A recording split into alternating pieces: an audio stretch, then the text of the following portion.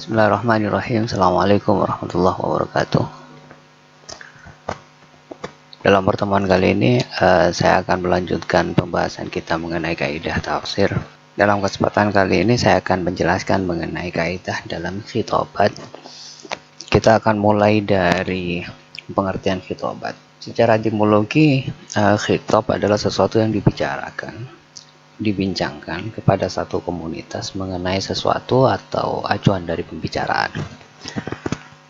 Secara terminologi, khitab adalah mengarahkan gandukan pembicaraan kepada orang lain agar dapat difahami. Hal ini terjadi dalam proses komunikasi. Khitab juga dimaknai sebagai perkataan yang mengandung tujuan untuk memberikan pemahaman bagi orang yang ditujukan untuk memahaminya. Maka perkataan selalu menyesuaikan dengan kesiapan orang yang mendengarkan, baik dalam segi pemilihan simbol, dalam pemilihan diksi, kemudian apapun yang berkaitan dengan bahasa, sehingga maksud yang diinginkan oleh pembicara itu dapat ditangkap oleh pendengar. Jika suatu perkataan tidak mengandung makna atau tidak dimaksudkan kepada seorang pendengar tertentu, maka tidak disebutkan khitab. Khitab juga dimaknai sebagai perkataan yang jelas, yang tidak membingungkan pendengar atau pembaca. Khitab digunakan untuk menyesuaikan pesan yang memiliki makna penting kepada sasaran tertentu. Penyampaian pesan bergantung pada kesesuaian kandungan pesan dengan keadaan sasaran dari pesan tersebut. Oleh karena itu, khitab akan dipengaruhi oleh keadaan pembicara, lawan bicara, tempat, waktu, dan kondisi. Jadi unsur-unsur dalam khitab, misalnya mukhatib, mukhatab, kemudian khitab, redaksi penyampaian, itu akan selalu mengarahkan pada menyesuaikan pada keadaan pembicara, lawan bicara, tempat, waktu, dan kondisi. Pesan terhadap orang yang dihormati misalnya dalam keadaan pembicaraan akan berbeda ketika seseorang menyampaikan pesan kepada orang yang dianggap lebih di bawahnya.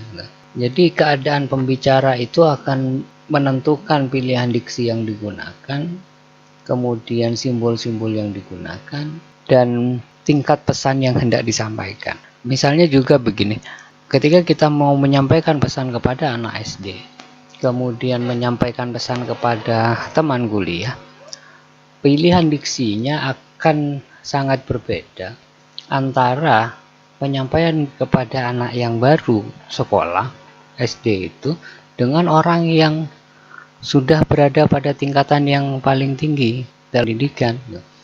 Maka kondisi-kondisi itu akan mempengaruhi.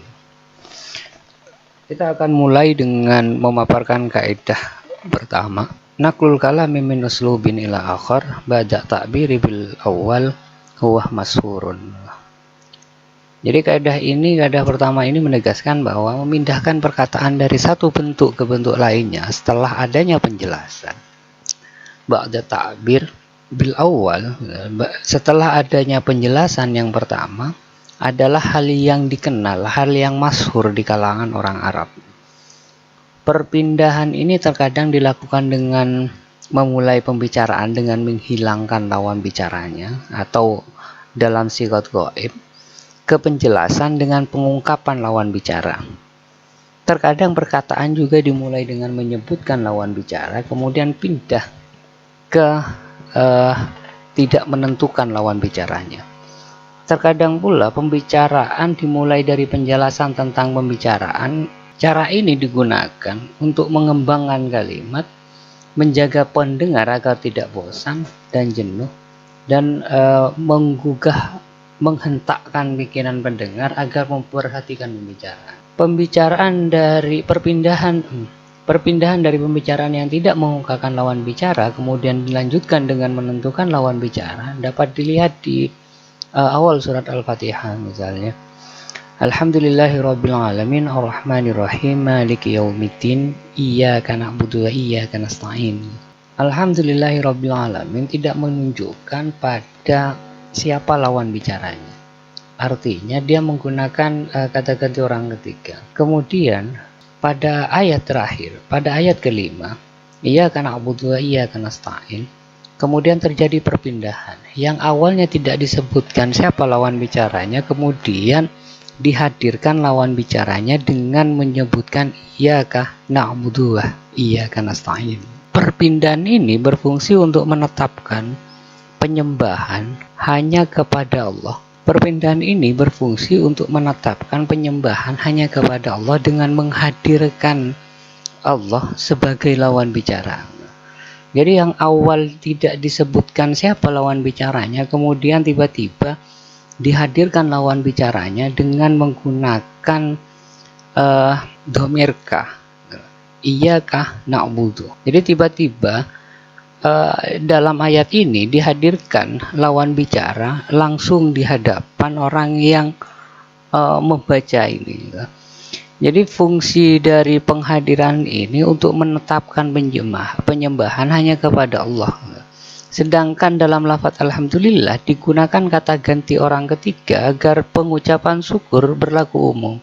Jadi ketika na'buduh disebutkan dengan menghadirkan zatnya Allah, maka na'buduh itu dikhususkan hanya untuk kepada Allah. Nah, jadi penyembahan itu hanya untuk kepada Allah. Sedangkan alhamdulillah tidak disebutkan lawan bicaranya, maka memungkinkan kata itu digunakan di luar penyebutan terhadap Allah. Jadi kita bisa menggunakan alhamdulillah kepada orang lain, tapi tidak boleh menggunakan na'budu kepada selain Allah. Jadi salah satu faedahnya itu. Jadi ada penghususan. Sedangkan perpindahan dari kata ganti kedua menuju kata ganti orang ketiga dapat kita lihat di ayat ke-7 dari surat Al-Fatihah. Lafaz an'amta menggunakan kata ganti orang kedua dengan menyertakan lawan bicaranya. An'amta alaihim. Sedangkan al-maghdub tidak menyebutkan lawan bicaranya. Penyebutan nikmat dengan menunjukkan lawan bicaranya lebih digunakan untuk lebih menyampaikan maksud dari nikmat tersebut kepada tempat asalnya, yaitu Allah. Maka untuk menghadirkan lawan bicara itu menjadi penting. Sedangkan maghdub itu tidak menghadirkan lawan bicara pun itu tidak bermasalah. Idza amara ahadan ayahkima qila lahu an nafsihi qad tukhrija marratan bi dhamir mutakallim wa marratan bi dhamir mukhatab. Jika seseorang diperintah untuk menceritakan perkara yang disebutkan kepadanya, terkadang redaksi yang digunakan menggunakan redaksi sebagai pemilik bahasa, dan terkadang menggunakan redaksi lawan bicara. Dalam konteks ini Al-Quran banyak menyebutkan ayat yang mengindikasikan bahwa Allah itu memerintahkan Nabi untuk menyampaikan pesan dengan redaksi yang menyebutkan dirinya, yang menyebutkan Allah sebagai pengucap sekaligus pemilik bahasa. Tapi terkadang juga memerintahkan dengan menggunakan redaksi perintah yang langsung merujuk pada lawan bicaranya sebagai pemilik bahasa. Misalnya, salah satu contohnya. Misalnya dalam ayat ini nadartu lirrahman. Penggunaan dhamir mutakallim dalam ini tidak merujuk kepada Allah, akan tetapi merujuk pada Maryam. Jadi ketika Maryam itu diperintah untuk makan, kemudian minum dan bersenang hati, fa imma tarayinna minal basyari ahadan fakuli. Kemudian diperintahkan jika melihat seorang laki-laki, seorang manusia, maka katakanlah fakuli ini nadartu lirrahman. Sesungguhnya aku bernadar. Dalam segi bahasa, fakuli washrabi wa qurri ainan. Konteks awal perintah melandaskan bahwa kalimat ini adalah kalimat Allah yang memerintahkan Maryam untuk memakan dan meminum. Tapi ketika sampai pada fakuli ini nadarur rahman, menggunakan seolah-olah pemilih bahasanya adalah Maryam. Hal ini biasa digunakan. Sedangkan contoh kedua misalnya Qul man kana aduwan li Jibril fa innahu nazzalahu ala qalbika bi idznillah musaddiqan lima baina yadayhi wa hudan wa busyra lil mu'minin. Hal yang berbeda digunakan dalam ayat ini dengan menggunakan kata ganti orang kedua. Dalam segi penyampaian perintah, keduanya memiliki tujuan yang sama untuk menyampaikan apa yang dipesankan Allah kepada orang lain. Akan tetapi dalam ayat ini redaksi yang digunakan adalah qalbuka, bukan qalbi. Jadi ketika menyebutkan fa innahu nazzalahu ala qalbika, beralih pada penyebutan kata ganti orang kedua. Secara konteks, redaksi ala qalbi dapat dibenarkan karena dari awal Allah memerintahkan kepada Nabi Muhammad untuk berkata, "Mangkana aduwan li Jibril fa innahu nazzalahu ala qalbi." Itu sebetulnya dalam konteksnya itu bisa digunakan, sah digunakan karena dari awal pemilik bahasa itu disebutkan sebagai Nabi Muhammad karena Allah memerintahkan Nabi untuk berkata yang demikian. Tapi kemudian ada perubahan dhamir dari mutakallim ke dhamir mukhatab.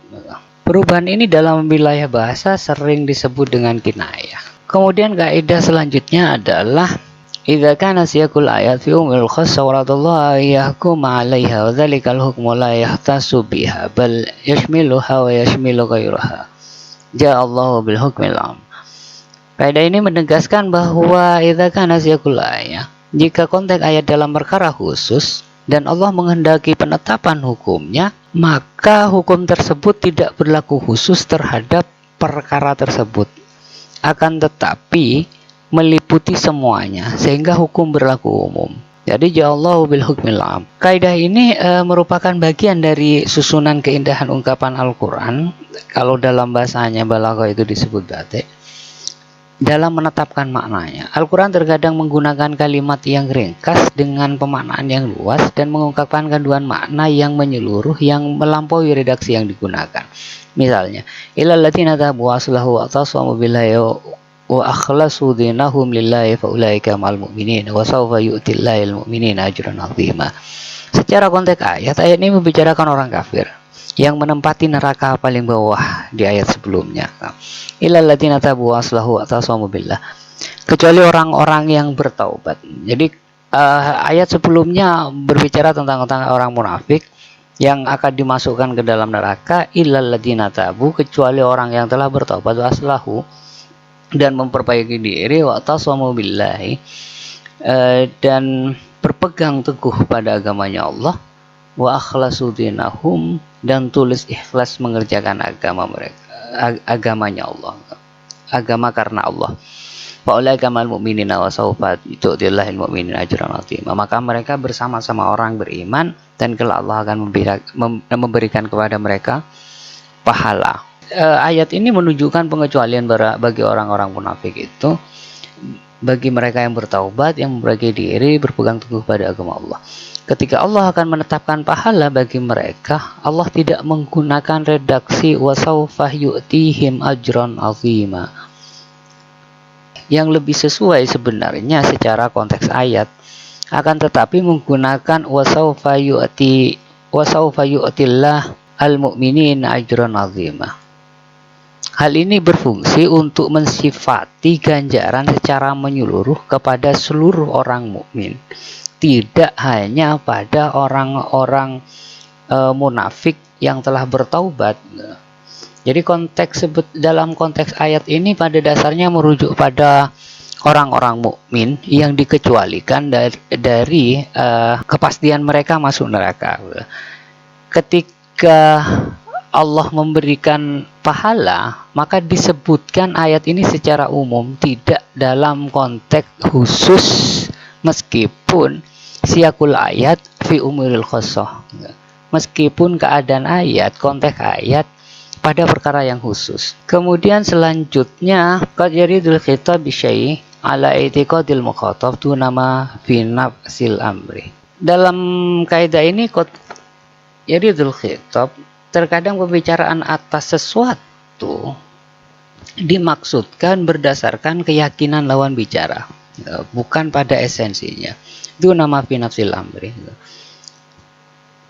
Pembicaraan seperti ini ditemukan dalam Al-Quran dalam berbagai bentuk.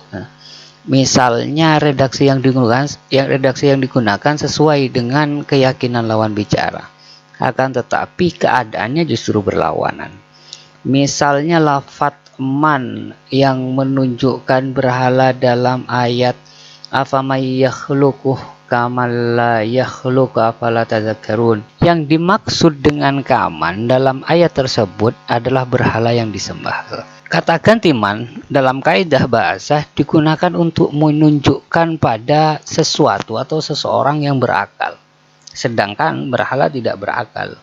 Maka redaksi yang digunakan seharusnya kama, karena untuk menunjukkan sesuatu yang tidak berakal. Akan tetapi redaksi kama tidak sesuai dengan keinginan lawan bicara yang menganggap berhala sebagai sesembahan yang berakal. Jadi ketika konteks ayat ini ditujukan kepada para penyembah berhala dan penyembah berhala itu menganggap bahwa berhala itu adalah memiliki akal, maka jika menggunakan kama, maka tidak sesuai dengan anggapan yang dimiliki oleh lawan bicaranya.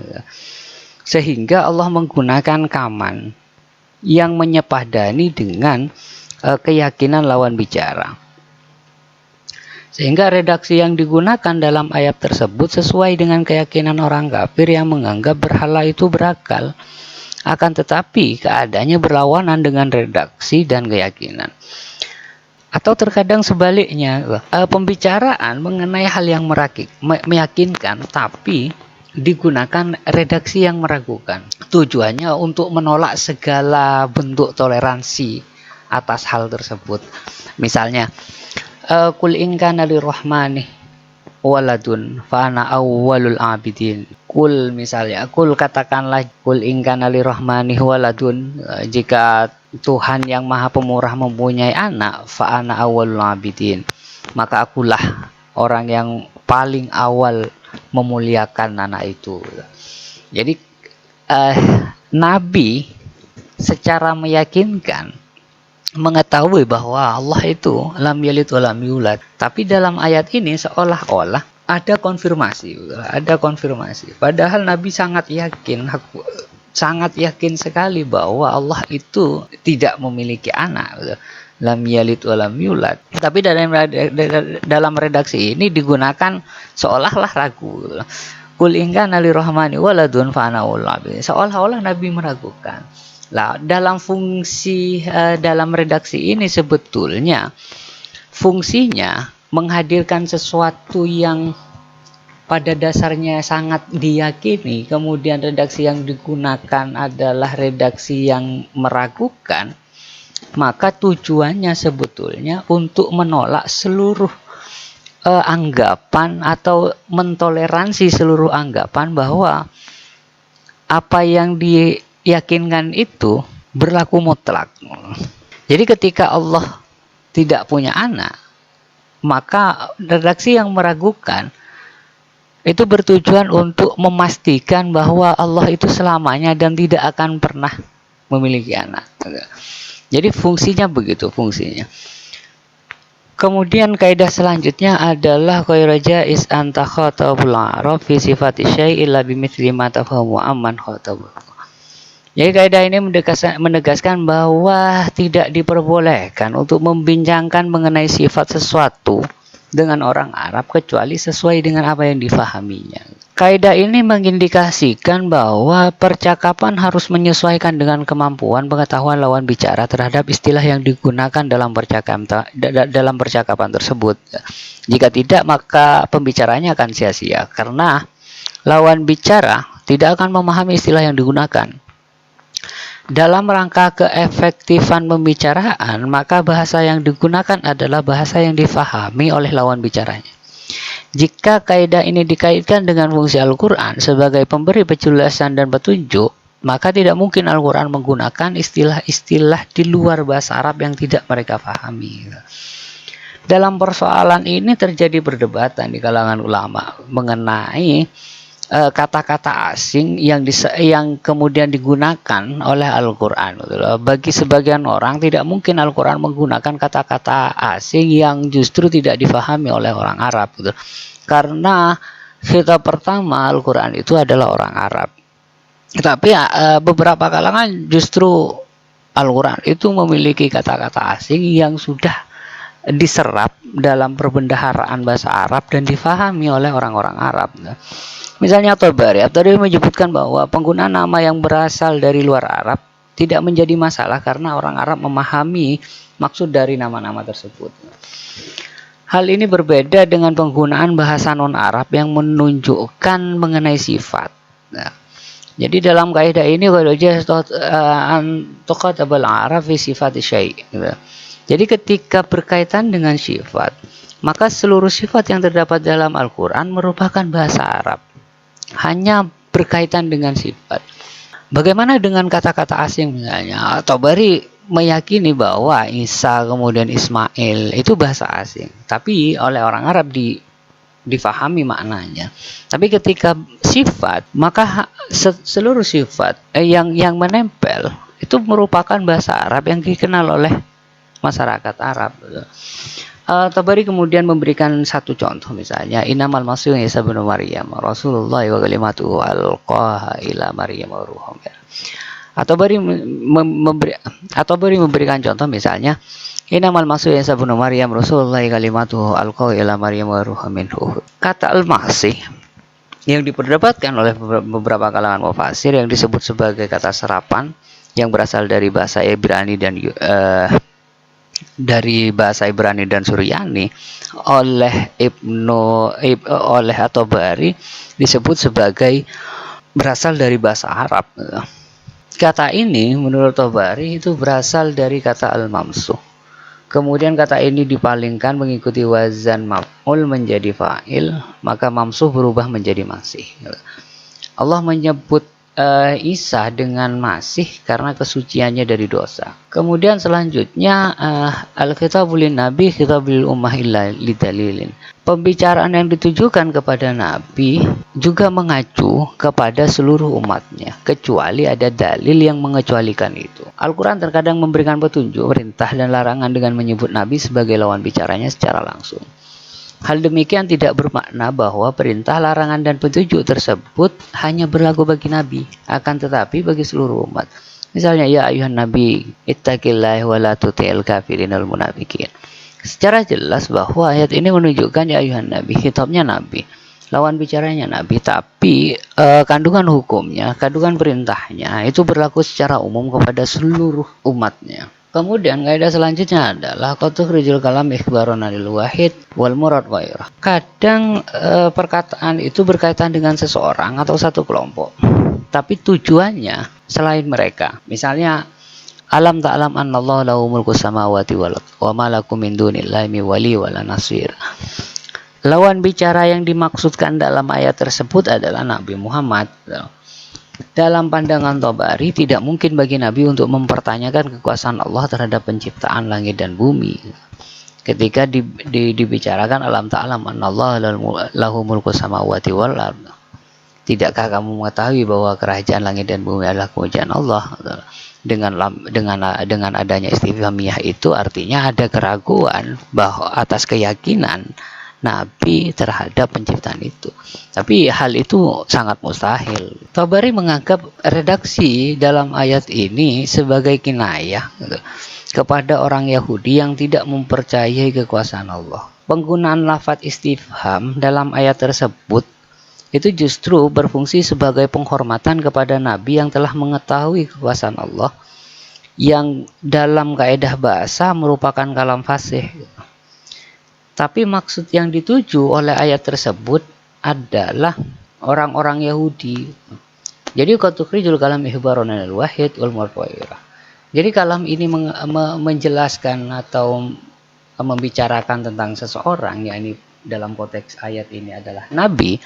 Tapi makna yang dituju justru bukan Nabi. Karena kenapa? Nabi secara yakin dan jelas mengimani dan mengakui kekuasaan Allah tentang kepemilikannya terhadap seluruh alam. Jadi alam anallaha itu justru mengacunya kepada orang-orang Yahudi yang tidak mempercayai kekuasaan Allah. Untuk pertemuan kali ini kita cukupkan saja. Kita lanjutkan pada pertemuan berikutnya. Wallahu a'lam bishawab. Assalamualaikum warahmatullahi wabarakatuh.